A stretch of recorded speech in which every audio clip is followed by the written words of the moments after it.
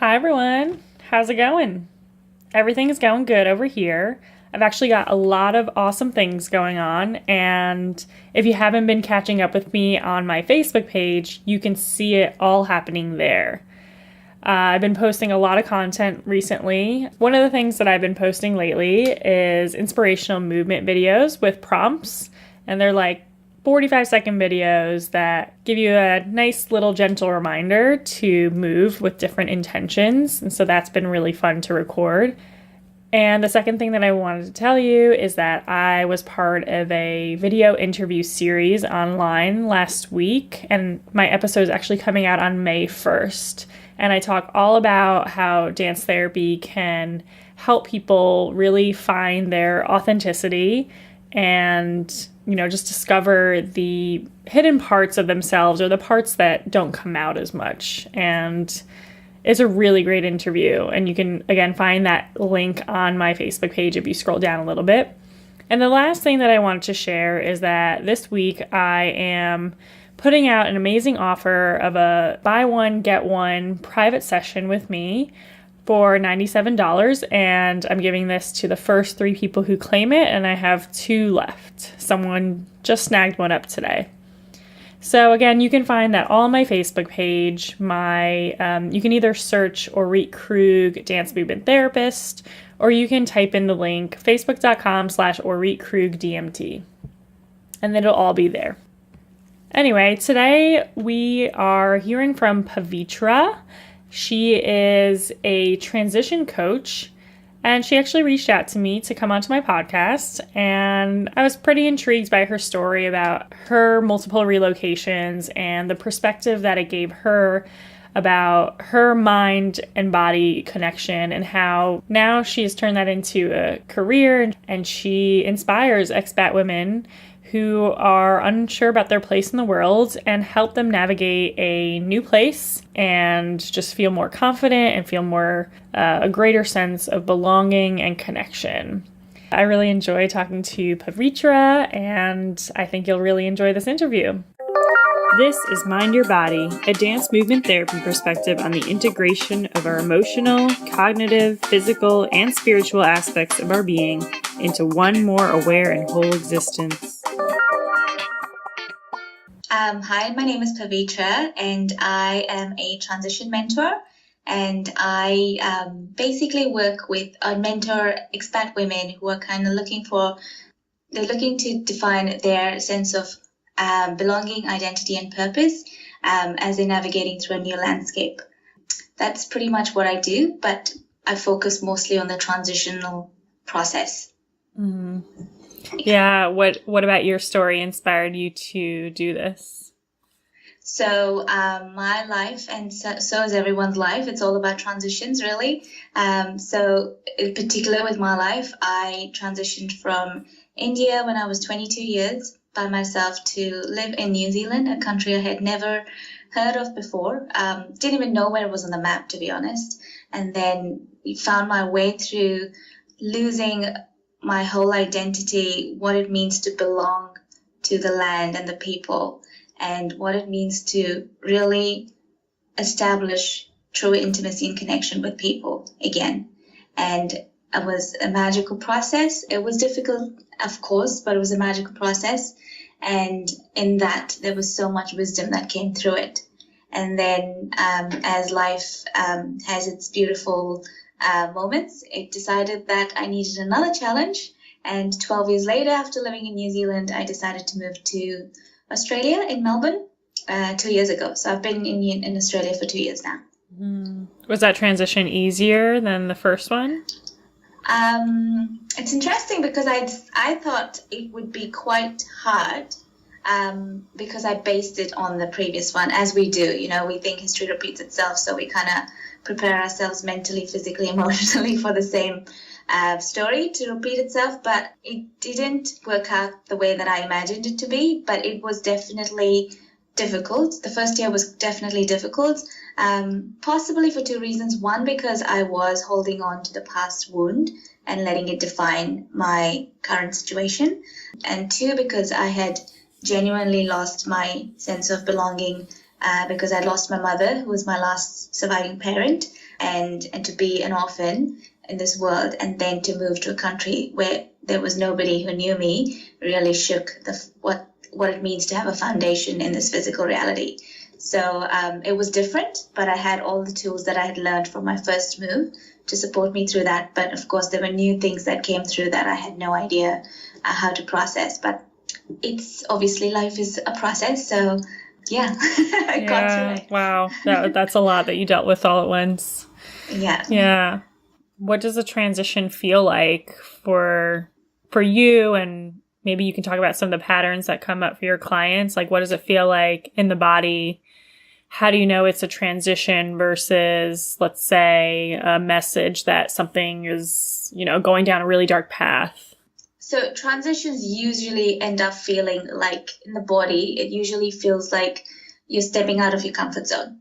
And it doesn't have to be you transitioning from one country to another. Every second of our lives, we're transitioning from one minute to the other. So our emotions are changing, our thoughts are changing, our feelings are changing, the environment is changing. So we don't process it at such minute levels because we are aware of how subtle those changes are. But when we're making a big transition in our lives, such as, losing someone we love, or moving to a new country, or changing jobs, or changing careers, it starts off with this deep sense of disconnection and discomfort in the body, because the current situation that you're in is no longer working. And the only way you're going to change or make something shift is when the current situation starts to feel uncomfortable. If it's comfortable, we really don't make any changes or shifts. So life brings in situations and people and thoughts and various other things, and sets it around you to start to make you see what is not working for you anymore. And at that moment is when we tend to freak out the most. Why are things not working? And why is this person behaving the way they are? And why is this happening to me? And I think that the wisdom is behind that is actually the purity, in that life is actually nudging you and holding you to get out of that space and step into your own power, which is the next phase in your life, which we don't know of. And that's when the fear of uncertainty presents itself. So there's a layer of discomfort, there's a layer of fear, anxiety because of uncertain, jumping into, the unknown, and having to make difficult decisions, because when you step into the unknown, you don't know what's going to work and what's not going to work. You don't know what you're going to get into, and to be able to trust that deep part of yourself, and then to jump into it wholeheartedly is the biggest decision you can make. So it requires a lot of trust and surrender. Yeah, so I think that's what I find a lot that happens in the body. And the mind has this magical way of creating many, many negative stories to feed the situation that's around us. And we can define that in many ways. Of course, the body is, of course, needing to go into depression because it needs to revisit the past and go through old grounds in order to pick up wisdom that is going to take you to the next phase. So there is that need for you to grieve and to mull over that situation or that period of your life. And there's also the need to be a little anxious, because those nerves will serve you well for when you sense danger, or when you sense that there's a decision that probably isn't the right thing to do. So it's about sitting comfortably. And I know that's so wrong to say because it's never possible, but it's being able to sit in it just long enough so that you can feel your way through it, and then shift into getting out of that anxiety or depression or that fear, so that you can just move into the next phase of your life. So the mind will create lots of stories, will bring up self-worth and self-esteem issues, because for you to get into the next level, you need to step up in your own self-worth and your own power. Mm-hmm. So that phase can be very difficult and can throw you off guard, but that is, I call it the magical phase. The magical phase when you've left somewhere you're comfortable with and you're going towards somewhere else, and you're going through hell and you want to get out, and you want to and you just want it to end, and you will do anything to make it end. Mm-hmm. That is pure magic, because it's so uncomfortable. I mean, I'm sure you know exactly how it is. It's Oh, yeah. you just want to run away, or you just want to fight it. You know, that whole fight, flight, or freeze, and it makes you do things you would never imagine you could do. And I'm that's where the curious about magic that is. statement. Exactly. Can you share That any you want people to that do. you've worked with or maybe something you experienced? You know, sometimes you see the passion that comes out of you that you don't realize it sits within. So when you put in a very difficult or uncomfortable situation, it stirs up a lot of energy in the body. And you know, the body needs to release it and doesn't know how to release it. If it's not through movement, it will be through speech, it will be through actions. So you know, I can't think of an example at the top of my head. Oh, just I think the first thing I do when I know I'm going through a transition is run away from it. So I will impulsively book a ticket to just run away somewhere else to a country, and put myself in more shit because then I'm financially also not aware of what I've just done, and then get away from it. You know, pretend like nothing's happening, come back to it because I've had that space, and then start to deal with it. Now I'm a lot more aware of the process, so I do a small weekend getaway rather than leaving the country. Yeah, I was going to say, right, that running away still serves a purpose, right? You still Yeah, because need... it gives me the buffer. It's a buffer for me to just to let my body process it, even if my emotions and my mind doesn't want to look at it yet. Mhm. Yeah, and everyone's different. So, you know, some people would rather process it mentally before they start to, you know, feel the emotions in their body, and others, you know, vice versa. So, yeah, everyone's different. Yeah. Well, I also imagine it's really situational. Like, there are times where you have to transition because I'm even thinking way back when, like, humans had to migrate from one area to another because of certain natural conditions. And it's like, there's no choice but to transition. And that's why I think it's embedded in us evolutionarily. We're like, this is part of our lives and I guess we can avoid it, but it's natural and we should embrace it. But there's also transitions where it's kind of voluntary. Like, you know that you need to make a change. You don't have to, but Yes.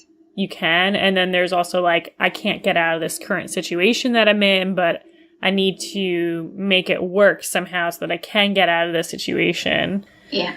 So there's... Yeah, absolutely. And I think where we're living in right now, a lot of the moves and the transitions that we're making is at a level or a stage, 3 level is what I call, is where we're looking for something deeper within ourselves. Because for most of us, you know, our physical safety isn't as, you know, in our faces as it would be when, you know, back in the day when we were cave people. Financial security is also, you know, less important now because we know, you know, we're in a better situation than we were before. So I think I've noticed with people that even if you're not transitioning from one country to another, and you're not facing a loss of a loved one or anything, people are just naturally going through a transition in their lives because they're seeking for something deeper. A deeper sense of belonging, a deeper sense of connection, and deeper sense of identity. For me, that was triggered with moving countries. But, you know, I'm starting to notice a lot of people who are just within their comfort zone, and you can see the discomfort rising from within them, surrounded by people that they love and who love them back. But you can feel the need for deeper intimacy and connection and identity. They know exactly who they are, and yet they say, this is not me. My job doesn't define me. My friends and family don't define me. Even my skills doesn't define me. So what is my purpose? Who am I here? What am I doing? And these are such powerful questions to ask. And I don't think it's been sitting in the back of our heads for a long time, but I can see it coming out more, and people talking about it more and sharing about it more than before. So such a powerful time. Yeah, I think we're at liberty to make those kinds of choices. Exactly. Yeah. What's the worst that'll happen? I mean, it depends on your socioeconomical situation, but exactly. But I don't know. It's like we're in a time where you can post pictures on Instagram and make millions of dollars. So you know, there's a lot of options. You're right. Yeah. Yeah, you're right. Yeah. There you go. Yeah. Is what you're saying that the most helpful thing that you can do is just embrace the transition and the feelings and basically enjoy the journey? Yes, and I know that it's not something you want to hear. I didn't want to hear that when I was going through a transition. So at a superficial level, yes, that is what I'm saying. But at a deeper level, when you're actually going through it, there are certain techniques that you can use when you are starting to feel that anxiety or the panic or the fear set in. And just based on my own journey, it's about trust. The core, I think, the foundation is trust, because this is how I look at it. So we inhale and then we exhale. And between every inhale and exhale, there is a space. And we trust to transition between every inhale and exhale with complete faith. It's between life and death, really. Like you inhale life and there's a space, and then you exhale and it's you let go of everything else, which I call death. And then you inhale again, and you know that you're inhaling and exhaling, and you're going through this whole period of transformation with every second, and we trust it. We trust. We don't think, oh, am I going to exhale after this inhale? We don't. We don't question it. We don't think it. It just happens. So at that minute level, when there's so much trust that we will continue to go on until we need to, we can expand that trust and bring it to when we're actually going through something as big as a shift in our, in our world, in our reality. Yeah, that's a great analogy. Yeah. And that's why the breath is such an important tool to focus on. When I remember when I used to have panic attacks, this was back in New Zealand, and people would say, just focus on your breathing. But you can't focus on your breathing when you don't even know how you're breathing to begin with. You don't even know the importance of your breath to begin with. So when you say that to someone, focus on your breath when you're going through a difficulty, it may be hard for them just because they've never connected to their breath to begin with. Right. And it's about just introducing them to what the breath is, or even just getting them to notice their breathing. And it doesn't have to be in a meditative state. It doesn't have to be that they have to sit and meditate for 10 minutes for them to start connecting with their breath. It's just about bringing the awareness to, I'm inhaling, and there's fresh air going through my nose, there's space, and then I'm exhaling, and there's warm air coming out of my nose. And it's just 1 second, and then you go off on your day, do that. And then every second, you could place an anchor. So for instance, you could, every time this is what I do, and it could help people. I light a candle every evening at home, and so when I light that candle, I just think about my breathing. And it's only 2 seconds, but that's my anchor for the day. If I've forgotten the whole day, when I light a candle at night, that is my anchor. So, people could use little anchors every day. First glass of water that you drink in the morning could be your anchor. When you're in the shower, it could be anchor. So some anchor that could just say, okay, let's just see how I breathe. And that's it. And then it changes your world so much more than you actually realize. And everything starts from your breath.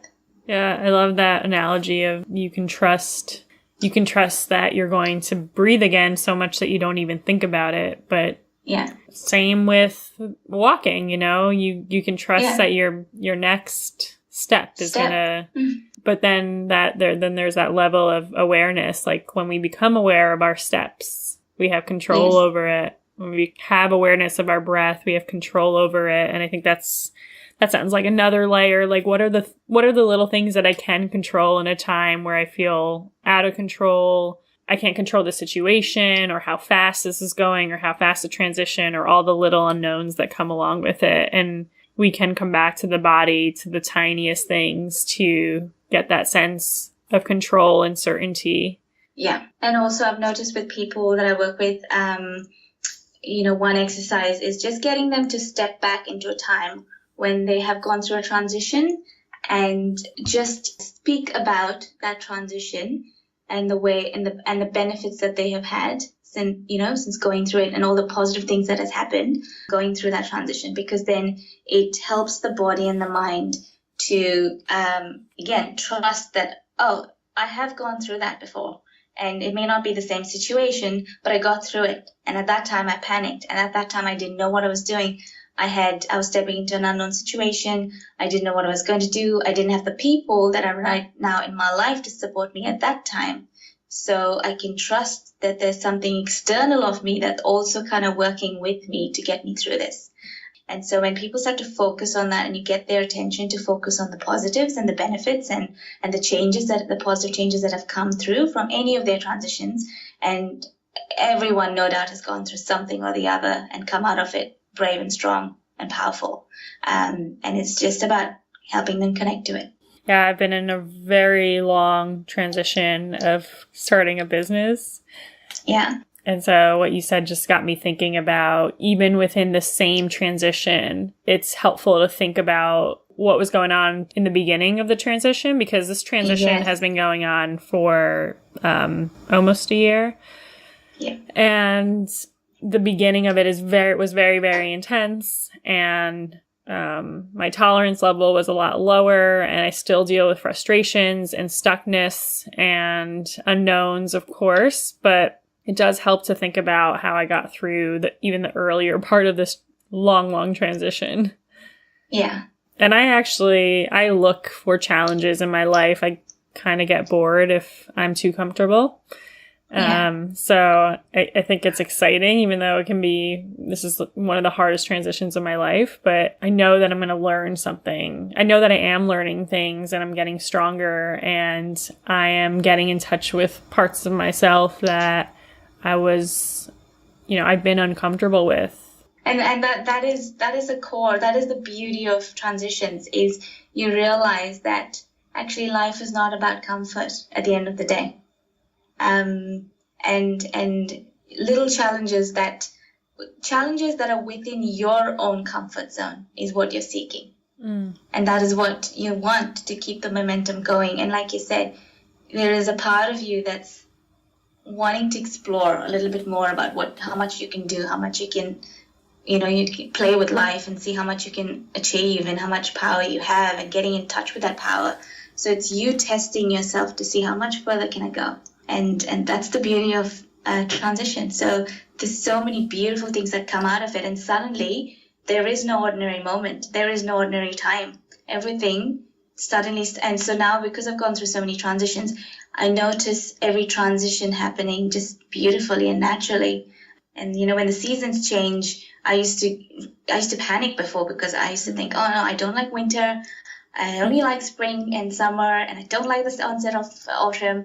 And now I'm beginning to notice how my body reacts to those seasons, and how sometimes I bring back old stories and memories of fear and worry, or I can refresh them and challenge myself to see how I'm going to invite the new season for the new year with the new me, and how it's going to empower me.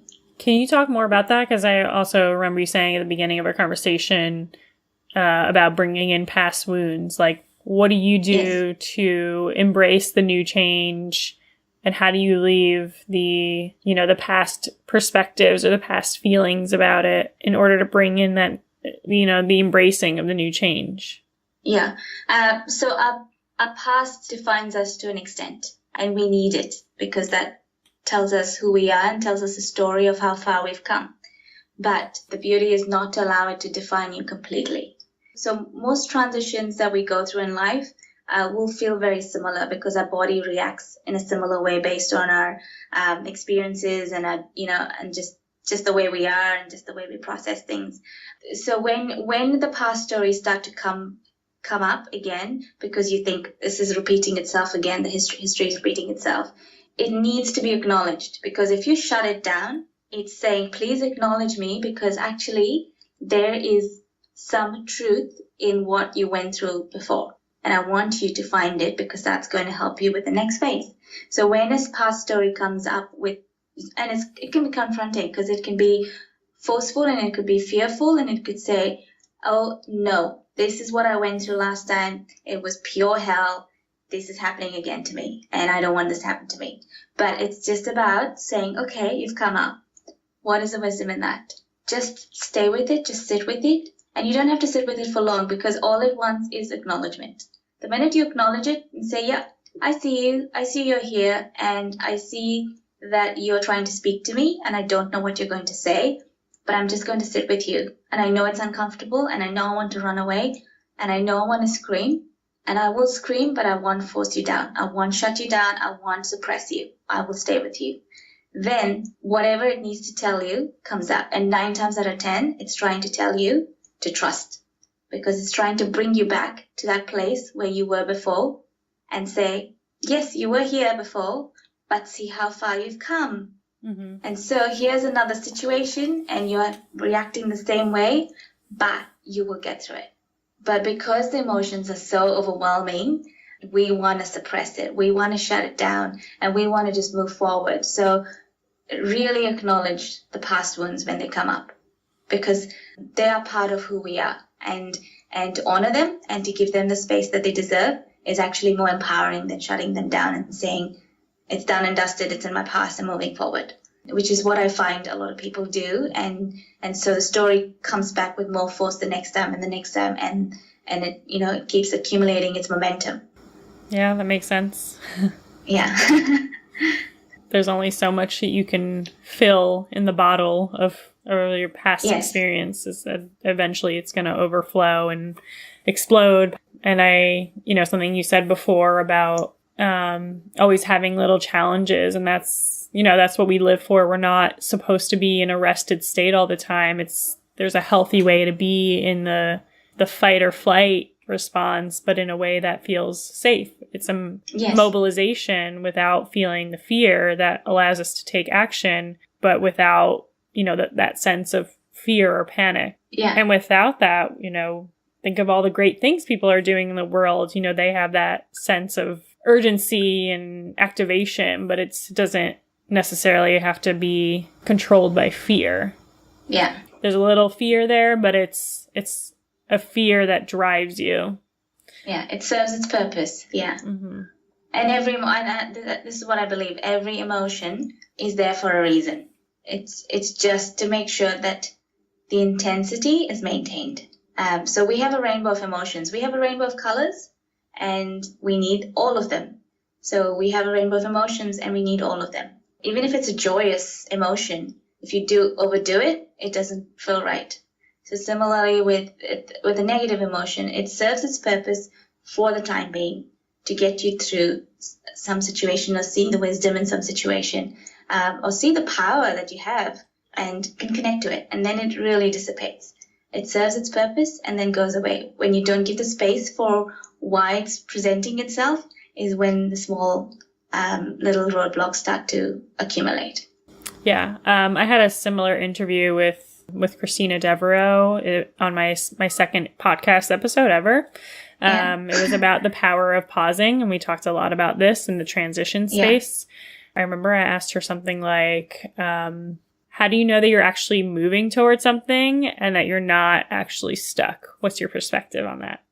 My question is, what are you moving towards? What do you mean? So we are moving, right? Yeah. And we are moving towards something, but we think that we know what it is, but we actually don't. But we need to know what it is. So that's why we say, I'm moving towards, finding financial security, and I'm moving towards, having a family. I'm moving towards, living in the new country and a holiday. We're always looking forward to something, and we're moving forward to something. It may be small. We're looking forward to dinner. So we're always moving towards something. But what is the ultimate thing that we're looking for? Are you asking me? Do you have the answer? Oh, no. I guess it just depends on who each person is. Like, if they're feeling really stuck in their lives, or if they're feeling really stuck in their careers or in a relationship. I feel stuck. I feel like I'm not going anywhere, or there's no momentum. There's no movement with this situation, or I feel depressed. And, there actually is a real stuckness that comes with depression, and there's no movement towards, and there's no progress. Yeah. How, you're saying trust the transition or trust that space, but how do they know, how do people know that they can trust? Okay, I get you. So when you're when you're feeling really stuck and you want something to shift, but things are not shifting, again, I would say go back to a situation when you have been in the same scenario before, and 9 times out of 10, you have come unstuck. you know, the space that happens between, with the breath, the space that happens between every inhale and exhale, there is a pause. And that space is so minute, we don't even focus on it. But that's the space where we're not sure if we will exhale, actually. And we can feel stuck, but it happens naturally. So there's a very high level of trust in that process. So I remember, going through many situations where I felt stuck, I felt things not moving, and I felt really uncomfortable, and I have forced myself to put myself, out there and make it work, make it happen. And when I have done it, I've actually got more resistance than when I have just fallen back into that unstuck place and just sat there. And because the unstuck place is actually helping you to process what you need to figure out so you can take that next step. And perhaps it's not the right time yet. And perhaps there needs to be a little bit more, energy moving and shifting around that situation. And for us, time is linear, whereas, for life itself, it's not linear. So it's, again, understanding that, yeah, I get that my timeline means that I need to be at this place in my life when I am at this age, but there are certain life experiences I need to go through because I can't compare my life experience with someone else's. So I will get there when I am ready and wholeheartedly believing it and trusting it. And I know I keep saying trust. It's such a huge thing for me too, to build. And my trust is not outside of me. At the moment it is, but it first came from inside of me. So when I first figured what trust means, I realized that when I can trust my heart to look after me and to serve me and to give me the best that I deserve in life, then I can project that outside and trust the world and trust beyond. So that is one way that I look at. So when people do not trust their own hearts, it's about helping them bring their attention back to their heart and showing them the strength of their heart and helping them understand their heart and how it works and who they are, and then projecting that out into the world.